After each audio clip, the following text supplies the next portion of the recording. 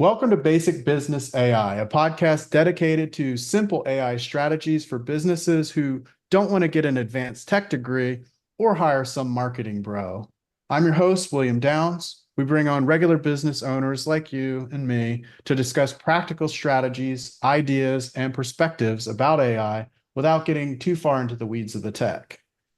BBAI is sponsored by Anabots. Did you know companies that respond to customer inquiries in less than 1 minute have a 400% higher chance of closing the deal? Our AI-powered assistants have an average response time of just 5 to 7 seconds, meaning you can close more sales without generating more leads. No tech skills are needed, and you can get started in less than 5 minutes. Go to anabots.ai to learn more. Once more, that's anabots.ai. Today's guest is Craig Andrews. Craig is a principal ally and founder of marketing agency Allies for Me, using a proven method that mimics the stages of courtship. Allies for Me helps companies find strangers and convert them into high-paying customers. He talks about how a first-time offer is like a coffee date that accelerates high-ticket sales. So, Craig, hello, how are you? Well, I'm doing great. I'm doing great, and it was funny when you were talking about Anabots and you really triggered something in me because everybody's like, I need more leads. I need more leads. I'm like, no, you need to make better use of the leads that you have. You need to close more of the leads that you have. And you're so right that being able to respond quickly is such an incredible thing. And, when we're doing like when you're doing high ticket things, the number one thing that shuts that down is asking somebody to buy your high ticket thing. And that's why we're a big fan of first time offers is it gets them engaged like a coffee date. So anyway, when you were talking about closing more of the leads you have, that just really resonated with me. I love it. Yeah, yeah. Well, thank you. Yeah, that's something that's key to the company that I'm working with Anabots, and this podcast is really about how to help people with that. And we're specifically here on this podcast talking about AI. And I know from talking to you, you use AI in all kinds of different ways. Maybe just as like a general start, how is AI reshaping the future of your industry? I call AI the underpaid graduate research assistant that I give all these crummy tasks to, and it doesn't complain. It gets them done. There are things that it can't replace. So when we're doing, when we're crafting like something we call an irresistible story, and I actually have a GPT for the audience to make that. It's Oh. never quite the same as when we write it ourselves. And but I think for me, the greatest value that I get out of AI, it's two things. One is I call it the great summarizer. I can give it a ton of information and ask it what I should believe or what I should know or what I should think about that. And it comes back brilliantly. I have a podcast and I feed it a transcript and it comes back with five potential titles for the podcast. It comes back with a summary of the podcast, the show notes, and it comes back with a bullet list of key points with timestamps. It takes less than 10 seconds. Hmm.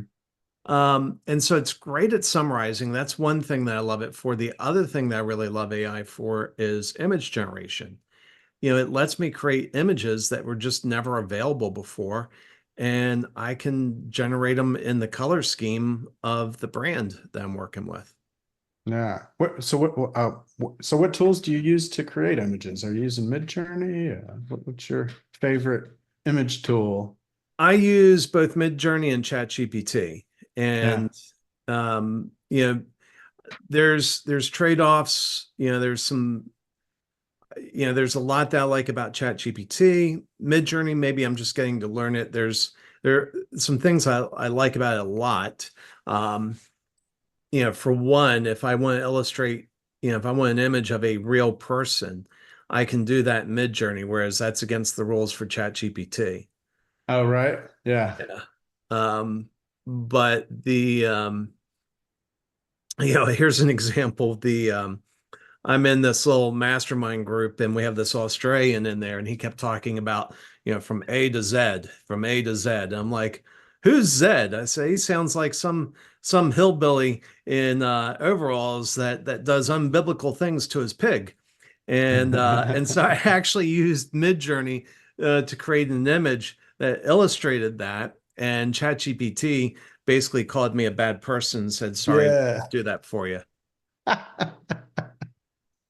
That's funny. I asked I think it was Claude to I had had a Discord conversation. And I was in like a Discord group and this guy I thought was being a little bit rude. And I basically was like, well, maybe I'm not like seeing it right. And I basically told ChatGPT, I took a bit of this transcript and I was like, rate these people based on rudeness level. And it was like, you shouldn't do that. And I was like, oh, okay. Yeah. It's like you shouldn't reduce people down to a number. I was like, okay, fair. Yeah. I get it. I think that's where, I think that's where Google got into trouble, was they allowed their AI to make images of real people. And so when it started coming back with some really weird photos of the founding fathers and Oh such, yeah. they, the reason ChatGPT didn't get dinged for that wasn't because it was a better AI. It was just against the rules. You couldn't make ChatGPT make those images. Right. Yeah. Yeah, it's funny like the you're talking about how like if you say firemen it'll like it was women and stuff like that and like there's like some generalizations that Google did to try to make sure it wasn't like discriminatory or whatever and it ended up almost going the opposite way. Yeah, it made the founding fathers multicultural. George Yeah. Washington was a 6 foot tall black man. Yeah, that's funny. So, yeah, that's that one where we were as a country. It would take, another 240 years before we'd elect a Right. black president. So, Yeah. Uh-huh. So to get back into AI, I mean, I guess that's AI, but more on target for you. What do you say would be um, what would you say is the like the number one thing? Like obviously you're passionate about uh, what you talked about right off the gun is the taking leads that you have and doing something with them. What's like a piece of general advice and then what's like some specific advice that you can say, hey, this is something that I could help you with or whatever, like what do you have anything like that? um, so in terms of converting leads, I don't have an answer for AI yet. Mhm. Just in what we do because it's Sure. we work exclusively with people that have high ticket services, and that's something that really requires a personal touch. Something, and basically what we do is we build these irresistible offers that if you dangle them in front of a qualified buyer, they're going to say yes, Mhm. and and that's the beginning of a relationship. And what it does is it moves you. It ends the sales conversations. You're no longer having sales conversations. You're now having implementation conversations. Mhm. And so then when you reach a stopping point, they're like, "Hey, this is great. What's next?" That's when you do the high ticket sale. I've tried using AI. I've actually taken, so when we're doing the delivery on these first time offers, we do them in a series of workshops. And I've tried downloading transcripts from those recordings and feeding them into ChatGPT and have it give me back some things. And that's been a little bit of hit or miss, but it is helpful in terms of, I'm looking for certain traits. Again, AI is the great summarizer. So if I feed it a transcript and I give it some instructions saying, okay, this is a conversation between these two people, tell me these things about this person. It's pretty good at that. Mhm. Yeah. Well, and I think you kind of hit on something with like I think sometimes we want, or sometimes it's just easy to go, well, I just want it to do my job, and you just want to hand it something. And there's certain things that it's great at and is going to be way better than me, way faster than me. And then there's other things where it's like, no, I can take this as like a starting point, but I have to be able to yeah, go back and rewrite it or go back and tweak it or sometimes even fact check it, which I guess that would be really, what would you say, like it sounds like you found some issues with using AI for doing some of these things. And that would be the like maybe some of the like not the like some inconsistencies, or what would you say that you've run into? Well, I've found that sometimes it will pull out things that somebody said and it puts it in the wrong context. Mhm. But it's getting better. I mean, AI Right. is getting better. The Where I find that I don't find AI to be particularly creative. And so let me just, and I'm probably going to offend some of your listeners. Hopefully, I don't offend you guys when I say No. this, but there's everybody's out there saying, "Hey, we found our new blog writer. It's called ChatGPT." Mhm. And I'm like, "Oh, okay. Do you think you're the only one that came up with this idea?" All that's happened is the new noise level is mass quantities of AI written content. So if you're trying to stand out from the noise, if you're doing that, no, you're just in the noise because everybody's doing that. And a couple of years ago, I was at a conference, an SEO conference, and Google was there. They sent a rep, and their rep said, I think it was Gary Ish said, "Oh, we don't have anything against AI written content." And I never believed them. I was like, "I've read your rules for 20 years. Well, going back 20 years, Mhm. and that's inconsistent with everything you guys have said." And then, sure enough, a year and a half later, people started having their sites deranked because they had mass quantities of AI written content. And somebody asked John Mueller, someone else from Google, they asked him on Twitter, why am I not getting ranked? And John Mueller said, "You haven't said anything original," which AI takes what's Right. out there It's a and great pulls it back. regurgitator. Yeah. So that's one area where at least from my perspective, I see businesses falling into that. And you have listeners that are going to disagree with me. They're going to say, "Hey, we do that all the time. It's worked out great," and that's Mhm. fine. If it's working out, but just from my perspective, I don't think that's a great application. Now, in contrast, if I'm sitting down and I'm writing something, um, and I need to do some research, remember I said AI is the underpaid, graduate research assistant. I Mhm. feed that over into chat, and it spits out all sorts of things for me. I use Surfer SEO, which helps me write articles. It uses AI analysis to help me write articles that should rank well in Google. But it's me doing the writing. It's not the tool doing the writing. Right. Yeah. Yeah. Very cool. Okay. So what would you say is, uh, I think as we kind of wrap this up, before I want to talk about you and your books and a little bit of your story. You know what? Let's go to that. Like what? So I know that you were in a coma for a while. Yeah, 3 years ago, I was in a coma. I was in a coma for 6 weeks. Wow. They didn't think I was going to make it. They had my wife meeting with hospice to plan the day they're going to pull the plug. And it was COVID, and the basic rule. This was August of 2021. I went into the hospital, and in 2021, if you went on the ventilator with COVID, you died. That was the outcome. Oh wow. And I was the first one to come out of that ICU alive. Oh really? Wow. Honestly, I think it was a miracle. I should be dead. And but it's been an interesting journey. The turns out the movies were wrong when you watch that Steven Seagal movie where he wakes up from a coma and he's kicking butt within 2 days. Oh no. Yeah, it turns out that's not how it works.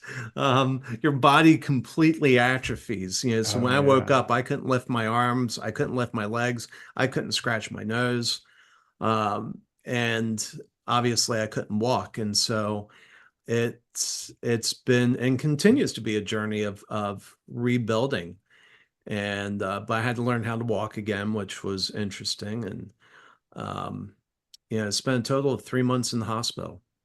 Wow. And you ended up writing a book with your wife on this whole experience? Yeah, my wife Karen and I, we wrote a book called Hope That Won't Die. Can we see And that cover? Can you yeah, yeah, show yeah, us that? absolutely. Yeah. So It's in three sections. Section one is Craig's journey. Section two is Karen's journey. So in Craig's journey, I tell the story from the morning. We actually both woke up sick the same day.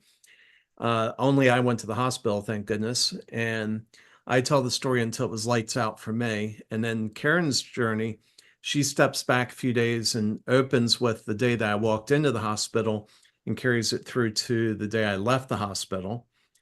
And then section three is lessons from the journey. And I think there's probably universal agreement now that we did some things wrong during COVID, and there's something we should learn from. There's disagreement about what we did wrong, but I think Hmm. everybody would agree that we should probably learn from that and make sure we don't repeat certain things. And so section Agreed. three is about at least from my perspective, some of the things I saw. For example, they gave me a drug that for many months they had already known was ineffective for the treatment of COVID. It wasn't a new drugs, and so they had known for at least 6 years at that point that it would cause kidney failure and liver damage. None of which they told me about. They never told me that it was ineffective. The studies had shown it was ineffective. They never told me that it would cause kidney failure, which, by the way, I went into kidney failure and on dialysis within 10 days of the final dose. Mm.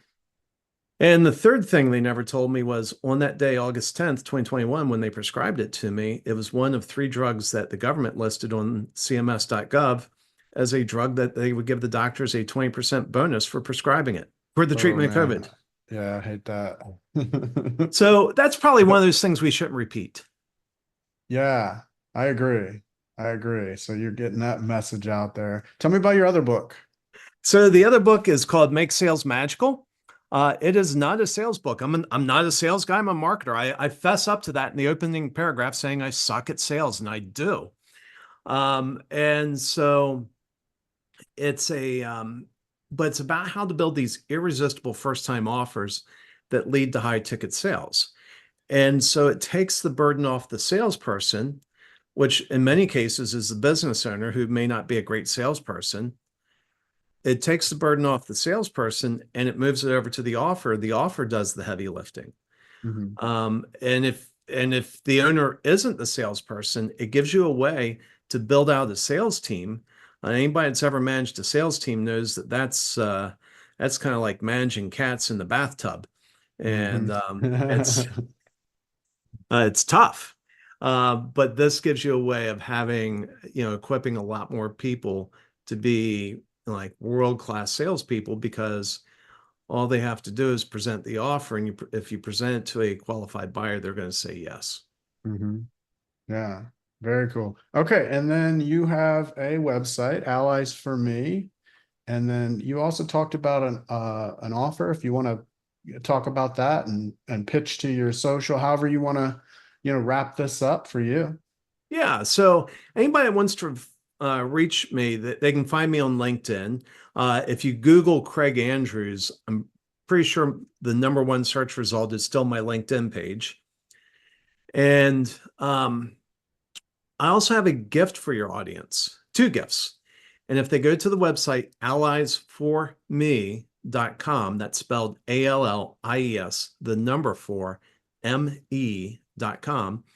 If they go to alliesforme.com and then add slash basic business AI, all lowercase, all one word, they'll get two gifts. The first gift is a guide on how to build first time offers.